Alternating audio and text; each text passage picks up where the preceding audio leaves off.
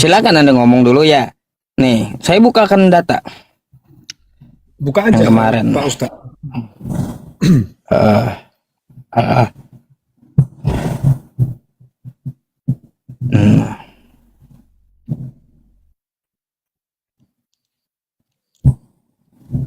Hmm. Bukan ini ya. 1 Petrus. Sabar ya.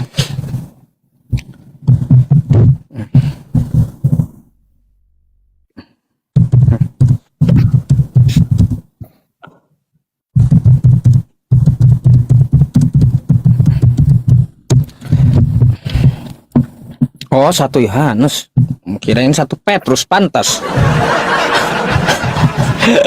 Iya, salah ayat saya. Pusing saya nyarinya. Karena nggak ada preferensinya. Ada. Kocak juga. Ah, Oke.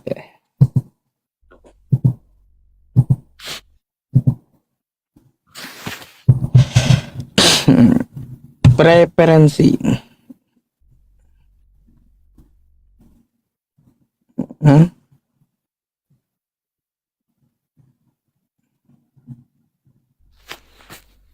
Bentar, Bang. Karena apa? Karena ayat-ayat palsu yang saya tunjukkan ya. 1 Yohanes ini. Nih. Dari mana Anda menyimpulkan itu ayat palsu, Pak Ustadz? Bukan saya yang nyimpulin. Ya, dari Kristen sendiri yang mengatakan nih. Nih, bentar. Saya kasih tahu.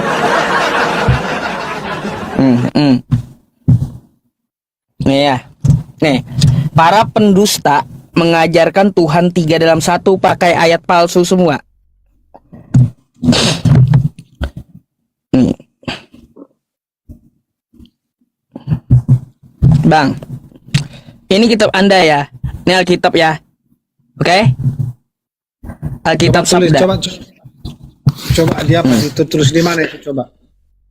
Alkitab Sabda. Enggak tertulis di mana dulu? Nih, teksnya 1 Yohanes 5 nomor 7. Oke? Mari kita baca. Apa? Coba dulu. Nomor 7. Berapa tadi? Berapa tadi? 1 Yohanes 5 nomor 7.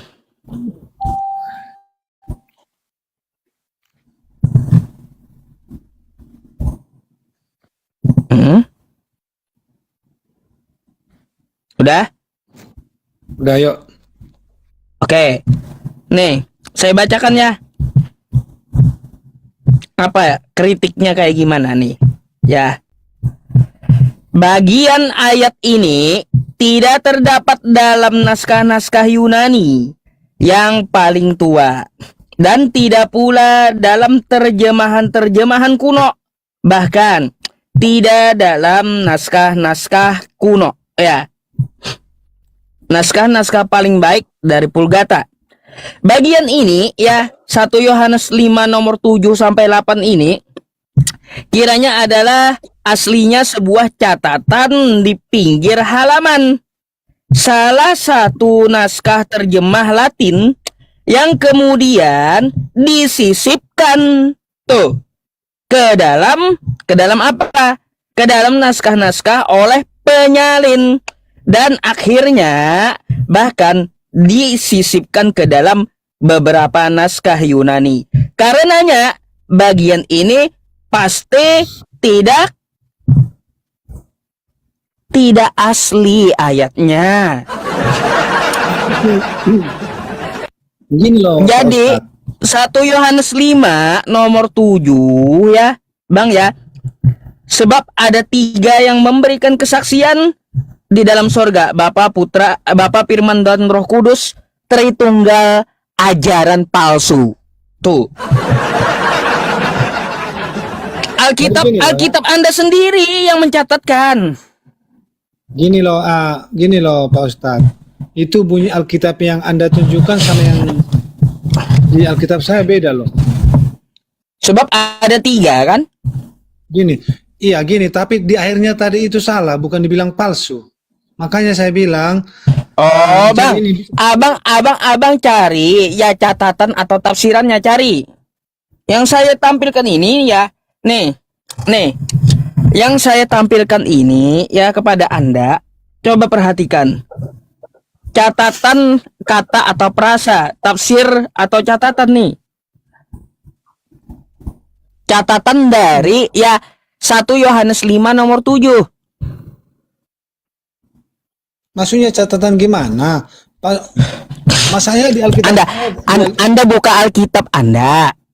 Alkitab yang di tangan Anda itu kalaunya di buku ya di buku bentuk fisik kagak ada. Imani saja Maksudnya kalau bentuk fisik. Makanya gini loh saya bilang tadi, Pak Ustadz, Anda baca tadi 1 Yohanes 5 ayat 7, itu bunyinya sama yang di saya beda. Kalau yang di saya gini tulisannya, saya waktu membacanya dulu tuh. Nah, jadi kalau di Alkitab saya tulisannya gini, sebab ada 3 yang memberi kesaksian di dalam surga, Bapa, Firman, dan Roh Kudus. Dan ketiganya adalah satu. Satu. Iya. Tadi kan Anda bilang ketiganya palsu. Kenapa Anda bilang ketiganya palsu? Maksudnya Ketiganya adalah palsu. Lalu kritiknya dijelaskan oleh ya penerjemahnya, ini adalah ayat palsu. Tuh, tafsiran ya atau catatan kata dari penerjemahnya bahwa ini adalah ayat palsu. Nih, dia sendiri yang ngomong. Ya, nih. Pasti tidak asli ayat ini. Tuh. Yang ngomong itu palsu siapa? Hah? Penerjemahnya. Penerjemahnya siapa? Ah, nih. Dari tafsirnya. Di sini tidak disebutkan nama orangnya, tapi ya dari lembaga Alkitab Sabda tuh. Lembaga penerjemahnya dari Alkitab Sabda. Kitabnya sendiri, ya penerjemahnya sendiri yang ngomong. LAI, Lembaga Alkitab Indonesia, ngomong bahwa ayat itu adalah ayat palsu, tidak asli. Jadi kalau saya bukakan nanti di bahasa Inggris di Alkitab Bible Inggris kayak mana coba? Bisa sama. Ada juga nih Inggris di sini dikatakan nggak asli juga sama. Mau anda lari ke Yunani, ke Inggris sama. Memang nggak asli Jadi ayatnya maksudnya- 1 Yohanes Oke. 5 nomor 7 itu. Oke, jadi gini, berarti sekarang kesimpulan Anda, Alkitab yang di Indonesia, Alkitab yang di luar sana, di Amerika, segala macam, jadi itu Anda bilang palsu gitu? Bukan saya yang bilang, bukan kesimpulan saya. Penerjemah mereka sendiri yang mengatakan palsu itu ayat. Sekarang yang Inggris menerjemahkan- ya di Inggris penerjemah Inggrisnya yang mengatakan palsu itu ayat. Di Indonesia ya di Indonesia penerjemahnya sendiri mengatakan ayat itu tidak asli, palsu. Ya karena apa? Tidak ada di kodeks manapun itu ayat. yang Nggak ada memalsukan naskahnya. siapa? Hah? Yang memalsukan siapa? Yang memalsukan siapa? Udah dibilang nih ya nih. ST Johannes nih, coba kita lihat. Bagian ayat ini ya, dalam naskah-naskah Yunani yang paling tua tidak pula ya dalam terjemahan-terjemahan kuno. Tapi siapa? Bagian ini sebuah catatan halaman yang dijadikan gitu. Dijadikan ayat. Artinya apa? Para penerjemahnya sendiri catatan kaki jadi ayat. Makanya saya bilang tadi, yang memalsukan siapa Pak Ustadz? Anda kasih dalil dong. Penerjemahnya. Siapa di sana penerjemahnya? Loh, tidak disebutkan nama pejabatnya siapa yang menerjemahkan, baik di Inggris, baik pula di Indonesia. Siapa yang Jadi- menerjemahkan? Sudah dibilang ini ayat tidak asli karena dikasih tahu kepada Kristen. Oke. Berarti sekarang gini Pak Ustadz, Anda sudah menunjukkan sebuah dalil yang Anda yakini, tapi nggak bisa Anda buktikan dalilnya itu Loh, berarti kita penerjemah kitab Anda ini salah. Bentar. Kalau saya menunjukkan kata saya tidak bisa menyebutkan ininya namanya, berarti lembaganya salah gitu. makanya Salahkan Bang. Jadi Anda nanti beli tiket ke Lembaga Alkitab Indonesia, salahkan gitu ya? Kenapa gitu? Enggak. Makanya saya bilang sesuatu yang harus diputuskan itu keputusannya harus ada bukti dalilnya siapa yang memutuskan demikian.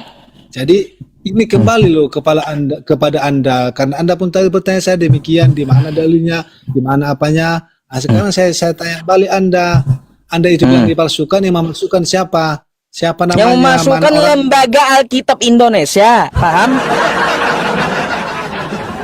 Udah dibilang yang menerjemahkan, yang memasukkan Lembaga Alkitab Indonesia, Alkitab Sabda. Kok dari tadi nggak ngerti-ngerti sih? Lalu anda mau cari ya siapa orangnya di Lembaga Alkitab Indonesia itu yang memasukkan, orangnya namanya siapa? Tanyalah ke lembaganya. Ada. Jadi gini loh Ustadz Pi. Jadi gini loh, ya setidaknya kan kita kalau mengatakan sesuatu itu setidaknya kita punya bukti kalau itu dipalsukan. Bang. Ya, yang saya katakan ini dari kitabnya sendiri. Bukan saya yang ngomong, paham kan? Paham kan, bukan saya yang ngomong, kitab Anda sendiri yang ngomong, penerjemahnya. Iya. Ada enggak? Makanya sekarang yang saya minta, ada nggak bukti kalau itu dipalsukan? Kalau itu dipalsukan, mana aslinya gitu loh. Oh, jadi dijelaskan di situ, ya penjelasannya seperti apa? Itu adalah catatan kaki, tidak ada teks Yunaninya, gitu keterangannya. Makanya gini loh, itu loh Pak Ustadz. Lalu Anda mau bantah gitu. Oh, ini kan cuma di Indonesia. Gimana kalau di luar negeri? Sama. Bukan, iya. Aduh. Memang Anda menunjukkan apalagi saya demikian. Kalau Anda menunjukkan demikian, kalau ada aspal berarti ada aslinya dong, kan gitu. Nah, ayatnya itu tidak ada naskahnya, ngerti kan? Dijelaskan oleh penerjemahnya, tidak ada naskahnya. Ngapain Anda cari aslinya? Udah dibilang orang tidak ada naskahnya. Bukan, sekali lagi, bukan saya yang bilang, sekali lagi, hindari kosakata saya bilang. Saya nggak ada bilang, penerjemahnya yang bilang, oke? Gini loh, kan? Kalau memang mereka itu memalsukan, seharusnya aslinya ditunjukkan nanti juga loh. Oh ya udah, Anda langsung aja ke Lembaga Alkitab Indonesia, Bang. Tanya mereka, mana aslinya gitu. Gini loh, saya juga kalau pergi beli sesuatu, ini asli enggak Bang? Ini palsu. Jadi aslinya mana? Oh ini asli, ini palsunya tetap ada. Nah jadi sekarang yang saya tanyakan. Jadi abang kalau gini, saya tahu paham maksud Anda. Kalau Anda menuntut yang asli, ya naskahnya di mana? Silakan Anda ke Jakarta. Ya di Jakarta ada Lembaga Alkitab Indonesia yang menerjemahkan kitab Anda. Tanya di situ, mana naskah aslinya? Kenapa ini kalian bilang adalah ayat palsu? Oke, jadi sekarang kalau saya ikuti narasinya, apa tujuan itu dipalsukan? Apa tujuannya itu dipalsukan? Saya bilang saya pakai ayat ini. Para pendeta dan para apologet Kristen memberikan pengajaran palsu. Lalu apa tujuannya dipalsukannya? Apa tujuannya catatan kaki menjadi ayat? Kan kayak gitu. Karena dasar paham orang Kristen Tritunggal. Gimana? Biar ada ayatnya Tritunggal, maka catatan kaki pun jadi ayat jadinya. Aduh. Beginilah Pak Ustadz. Walaupun Anda ngomong demikian, tanggapan saya, kalau memang ada kata-kata palsu, pasti ada juga kata-kata aslinya. Jadi ini nggak bisa kita pecahkan. Lu nggak ngerti-ngerti rupanya, Pak Dehe. Bang, itu ya tidak ada naskah aslinya, kata lembaganya, paham? Lalu ngapain Anda ngotot nyari yang asli? Udah dibilang orang kagak ada aslinya. Makanya dikatakan, dijelaskan ini ayat pasti tidak asli karena kagak ada naskahnya. Oke. Malah ngotot nyari aslinya. Gini, Aduh. gini. Sekarang kalau saya ikuti narasi Anda, kalau itu teksnya katanya palsu, apa kesimpulan itu dipalsukan sedang teks aslinya nggak ada? Kenapa enggak? Kenapa perkataan itu dipalsukan? Kenapa Anda gini? Saya malah balik tanya, kenapa Anda bertanya sama saya? Tanya LAI lah. Heran saya. Saya hanya menyampaikan apa yang disampaikan oleh kitab Anda, oleh penerjemahnya, bahwa ini kagak ada teks aslinya, kagak ada naskahnya. Ini adalah catatan kaki yang dijadikan ayat. Lalu Anda bertanya kepada saya, apa tujuannya? Tanyalah penerjemahnya. Apa? Nggak nyambung.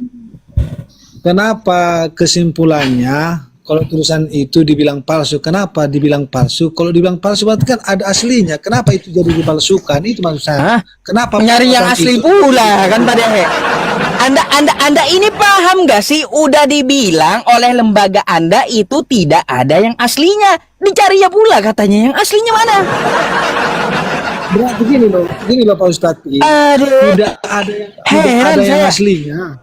Gini loh Pak Ustadz. Sudah dibilang makanya tadi catatannya seperti apa, tidak ada yang aslinya itu ayatnya. Iya, coba saya setuju dengan omongan itu. Tidak ada aslinya katanya. Kalau ada aslinya, kalau memang tidak aslinya, kenapa itu dikatakan palsu? Lah, kalau yang nggak asli ya palsu. Kayak gimana sih? Lalu kalaunya tidak asli mau disebut apa? Mau disebut apa? Double asli atau kayak gimana? Kayak gini saya bilang Pak Ustadz ya. Kenapa orang-orang itu lembaga LAI menyimpulkan kalau tulisan itu palsu? Kenapa disimpulkan itu tulisan palsu? Tanya ke LAI, udah dibilang tanya ke LAI dari tadi. Jadi saya hanya menyampaikan, ya, saya hanya menyampaikan gitu apa yang tertulis, ya, apa yang tertulis. Itu dari tadi itu yang saya sampaikan kepada Anda. Makanya saya bilang Pak Ustadz, sekarang itu udah disahkan tulisan palsu kan demikian. Betul? Nah, lalu perkataan itu disahkan sama orang itu palsu. Ingat ya, itu dipalsukan. Kenapa itu dipalsukan? Kenapa itu dipalsukan? Berarti kan ada yang aslinya. Bang, nyari pula yang asli. Nih sekali lagi baca ya. Nih bentar nih ya. Nih bentar ya. Nih Alkitab Sabda ya. Oke, bentar biar Anda paham ya. Nih baca lagi ya. Biar Anda paham gitu. Nih ya, kita baca lagi ya. Nih, Alkitab Sabda ya, Alkitab Sabda. Oke? Ya, nih satu teksnya 1 Yohanes 5 nomor 7 ya, terjemahan baru. Oke? Nah, isinya kayak gimana isi ayatnya? Ya, sebab ada 3 yang memberi kesaksian di dalam sorga, Bapa, Firman, dan Roh Kudus. Ketiganya adalah satu. Nih isi ayat. Lalu ya, nih nama orang, nama tempat ya, tema kamus ya. Terus catatannya seperti apa nih? Catatannya ya. Coba lihat catatannya ya. Catatan Yerusalem langsung dari luar negeri ya. Apa yang dikatakan? Bagian nih, gedein aja teman-teman. Nanti kalaunya nggak digedein nggak bisa baca pula nanti dia. Bentar. Kayak gimana ngedeinnya? Udahlah, saya dekatin aja ya. Nih, baca. Bagian ayat ini tidak terdapat dalam naskah-naskah Yunani. Nggak ada yang asli. Nggak usah Anda cari yang asli ya. Tidak ada dalam naskah-naskah Yunani yang paling tua, dan tidak pula dalam terjemahan kuno. Oke? Bahkan tidak dalam naskah-naskah paling baik dari Pulgata. Bagian ini kiranya ya aslinya apa nih? Ini ada aslinya nih. Ini yang Anda cari. Sebuah catatan pinggir halaman. Salah satu naskah terjemahan Latin yang kemudian disisipkan ke dalam naskah-naskah oleh penyalin penerjemah ya, dan akhirnya bahkan disisipkan ke dalam beberapa naskah Yunani. Karenanya bagian ini pasti tidak asli ayatnya. Jelas? Ya, siapa yang ngomong? Mau Anda cari lagi aslinya gitu. Oke. Bagian ini ya, karena bagian ini pasti tidak asli. Oke. Kita di sana ya. Tulisannya di sana bagian ini tidak asli katanya kan. Hah? Jadi pada saat itu lembaga LAI membilang itu pasti tidak asli, oke? Kalau Anda mau jelasnya, Bang ya, Anda ke lembaga ini aja ya, Yayasan Lembaga Sabda, YLSA. Oke? Maksud saya gini Pak Ustadz, kenapa kata-kata tidak asli itu timbul? Dari mana kata-kata asli itu timbul? Kalau kata-kata tidak asli itu timbul, berarti ada aslinya. Kenapa mereka berani bilang itu? Dicarinya pula aslinya. Pada dicarinya pula aslinya. Keterangannya sudah dibilang kagak ada aslinya. Kenapa kau cari yang aslinya mana? Makanya kalau memang tidak ada itu gini loh. Berarti kesimpulannya itu tidak boleh dipalsukan gitu. Berarti kesimpulannya kalau Anda pengen kesimpulan, Bang ya, Anda pengen kesimpulan ya, silahkan Anda datang ke Lembaga Alkitab Indonesia, pertanyakan, jangan sama saya hanya membacakan. Makanya saya bilang kalau memang ayat Alkitab tersebut berani orang itu membilang kalau ayat itu tidak asli, berarti orang itu menyimpan aslinya gitu loh. Ya udah, tanya. Kalau Anda tetap ngotot, ada tuh aslinya, tanya aja sama mereka kalau gitu ya. Melotot aja sama LAI, Anda plototin tuh LAI. LAI mana aslinya ini? Udah dibilang keterangannya kagak ada yang asli. Silakan gitu. Silakan pada keterangannya nggak ada yang asli gitu, tetap ngotot ada yang asli katanya. Gini loh, boleh saya tanggapin ya Pak? Ya silakan. Gini dulu. Jadi begini Pak Estos. Jadi yang dikatakan Pak Ustadz ini, kalau ayat memang ini nggak ada sebenarnya, tetapi LAI menambahkan.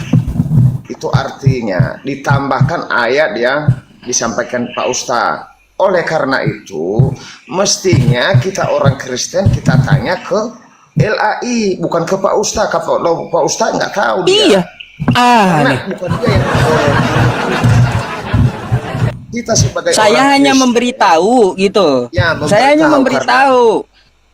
Karena di catatan tersebut ada katanya ini bukan asli, berarti ayat tambahan.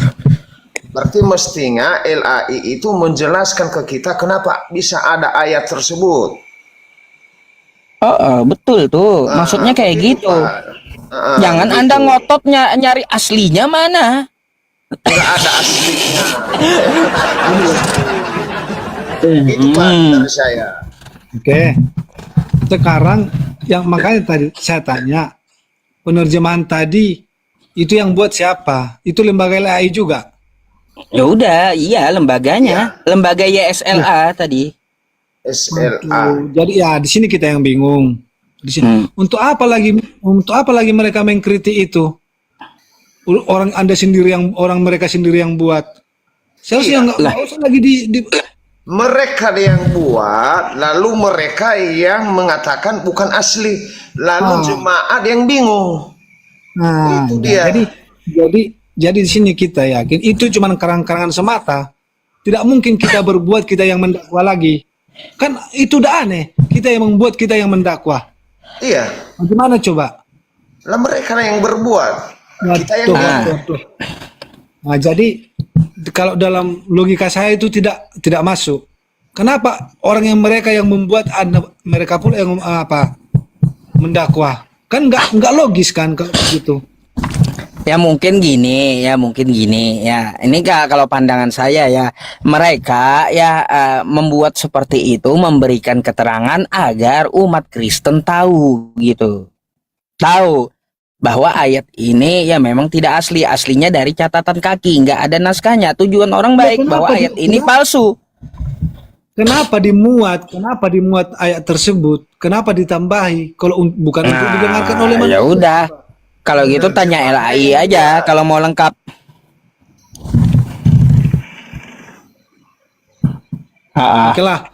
Oke lah, kebetulan udah malam Pak Ustadz. Lain kali lah kita sambung sama Bang De. Bang De, coba callback saya ya. Callback saya dulu Bang De ya. Oke, Oke. siap. Callback saya Bang De, kita Oke. callbackan nanti. Jadi sebelum Bapak turun, saya bertanya satu aja sama Bapak. Apa mau Bang tanyakan? Apakah Bapak masih tidak percaya tentang... Bentar dulu. Apa mau Bapak tanyakan sama saya coba? Iya, apakah Bapak masih tidak yakin dengan iman saya sebagai orang Kristen? Gini loh Pak. Setelah kita berbicara. Gini loh Pak. Gini. Oke. Kenapa saya menyimpulkan Anda tidak seiman dengan saya? Iya. Gini loh Pak. Kalau namanya seiman itu, sekarang di sini saya beradu argumen dengan Yusuf PI. Iya.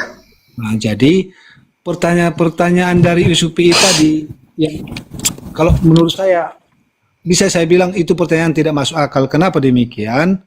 Karena yang dipertanyakan beliau, di mana umur Tuhan Yesus, umur segini. Seharusnya di sana, kalau Anda memang beriman sebagai orang Kristen, Anda juga sebetulnya di sana boleh itu memprotes Pak Ustadz PI, tapi yang terjadi bukan. Bahkan Anda lebih mendukung perkataan daripada Yusuf PI daripada perkataan saya. Jadi itu yang membuat saya meragukan keimanan Bapak sebagai pengikut Yesus Kristus gitu. Jadi karena kita beda pendapat, jadi Bapak meragukan saya. Enggak apa-apa, itu hak Bapak.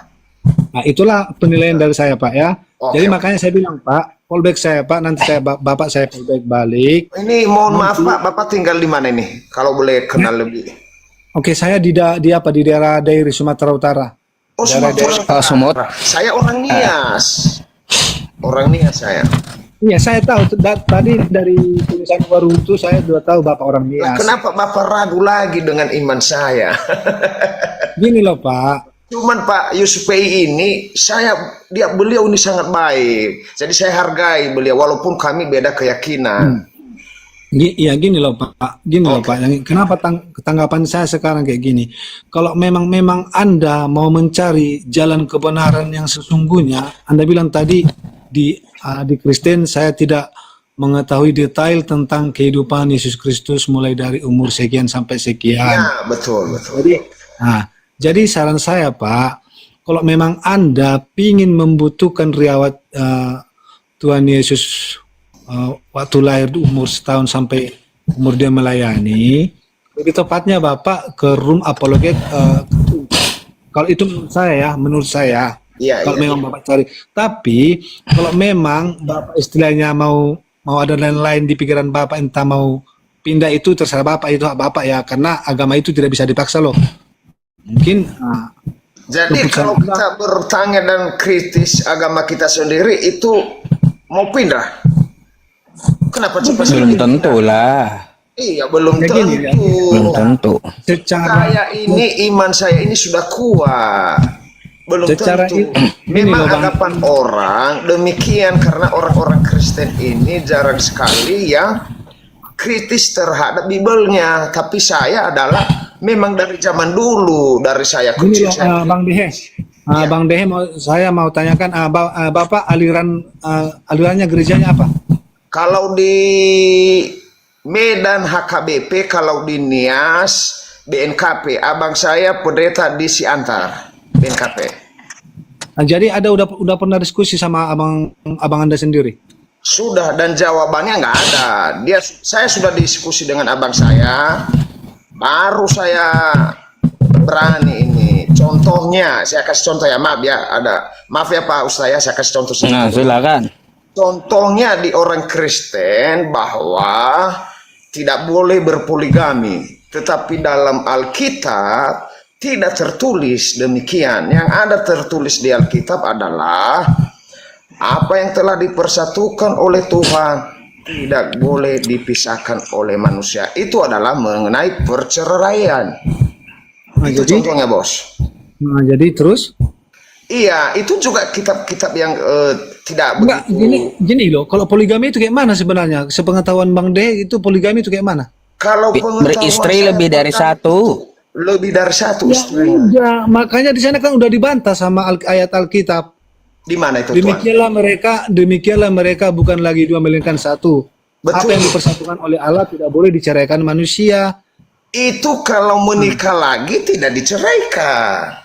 Karena yang dilarang itu dilarang diceraikan. Itu maksudnya. Ya, Maksudnya di situ apa yang telah dipersatukan oleh Allah tidak bisa diceraikan oleh manusia. Lalu contohnya Pak Dehe, poligami, nikah satu lagi, tapi saya tidak ceraikan istri yang lama. Itu tidak ada diatur dalam Alkitab. Itu hanya aturan agama Kristen. Begitu, Bos. oh, jadi sekarang maksudnya ceritanya Anda beristri dua gitu. Oh enggak. Saya menanyakan, kenapa gantung-gantung Bible ini? Kenapa dia enggak menulis langsung? Oh gini loh Pak. Oke. Makanya kita kalau mendengarkan penjebaran Alkitab itu luas loh penjebarannya. Luas, ada penjebarannya, bukan hanya tertulis doang, itu ada penjebarannya Pak. Makanya saya bilang, Di mana dalilnya itu, Bos?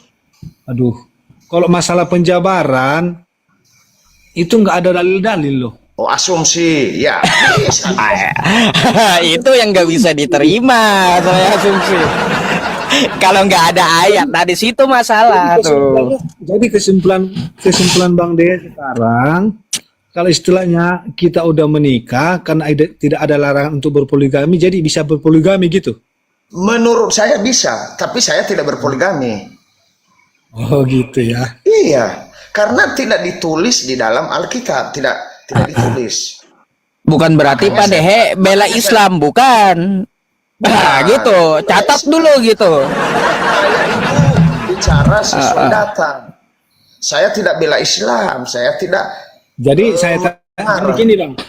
Gini Bang Dehe. Tadi saya bilang penjabarannya, Anda bilang asumsi. Oke? Jadi saya tanyakan Abang Dehe dulu satu pertanyaan sama Bang Dehe. Apabila Anda melakukan poligami, menurut Anda apakah itu berkenan di hadapan Tuhan? Coba itu dijawab dulu. Saya belum bisa kasih jawaban yang pasti karena tidak ada perintah di dalam Alkitab. Iya, makanya itu dia menurut logika Anda. Apakah apabila Anda udah berpoligami, apakah menurut Anda itu berkenan di hadapan Allah? Saya tidak tahu karena di dalam firman Tuhan tidak dirinci demikian. Nah, itulah penjabaran dari ayat Alkitab tersebut yang tadi. Dari sana kita berpikir mungkin penjabarannya ini bisa dituju ke sana gitu loh, Bang Dehe. Makanya saya bilang jadi asumsinya ke sana. Bukan asumsi Bang Dehe. Kalau memang kita Bang Dehe dengar dulu Bang Dehe. Oke, Makanya saya pertanyakan Abang baik-baik. Apabila Anda berpoligami, menurut Anda apakah itu berkenan di hadapan Allah? Satu aja jawabannya menurut Anda. Itu Anda bisa nilai sendiri. Saya katakan berpoligami di dalam Kristen, dicatat ini ya, tidak dilarang. Tidak dilarang. Karena ketika pun Tuhan ada di muka bumi ini, banyak yang beristri lebih dari dua. Contoh, Salomo, istrinya banyak. Oh, cari dalil dulu beliau Pak Ustaz. Gak apa-apa. Karena dia Kristen terakhir juga Pak Dehe. Iya, saya juga ngantuk Pak Ustaz. Masalahnya